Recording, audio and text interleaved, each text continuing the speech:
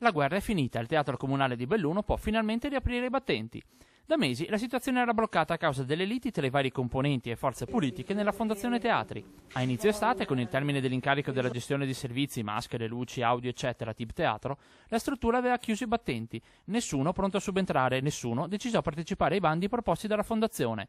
Così, in serata, la decisione di chiamare di nuovo in causa il Tib. Garantirà l'apertura a tutte le associazioni, le ditte e i soggetti che fanno promozione e produzione culturale di spettacolo sul territorio bellunese. Come indicato esplicitamente dal Consiglio di indirizzo del 2 agosto 2012, è stata approvata una transazione amichevole con il Tib Teatro, con la cooperativa Tib Teatro, che permette finalmente di chiudere con la lunga stagione dei contenziosi. Taglia la stagione di prosa, parziale saldo dei debiti pregressi, il pensiero di non rinnovare l'incarico al direttore artistico.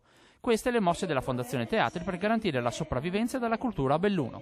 La decisione di affidare a Tib la gestione dei servizi teatrali arriva alla vigilia di un importante evento culturale, la festa vetrina del Teatro Contemporaneo Veneto Sguardi, giunta alla sua terza edizione. Una rassegna che porterà nei teatri bellunesi, Belluno, Feltre e Ponte nelle Alpi, centinaia di appassionati e addetti ai lavori. Nella nostra città nei prossimi giorni arriveranno circa 120 operatori che sono direttori dei vari teatri, di vedere in anteprima le produzioni venete che sono state scelte da una commissione artistica. Una cinquantina le compagnie che metteranno in mostra tra le Dolomiti il meglio del teatro prodotto in Veneto. Spettacoli già pronti e anche spettacoli in progress, per dire. Spettacoli più adatti ai bambini e in altri momenti invece spettacoli esclusivamente per adulti, anche se la logica di questa vetrina è quella non tanto di considerare uno spettacolo per un certo pubblico, ma quando lo spettacolo è bello e interessante è aperto a qualsiasi pubblico.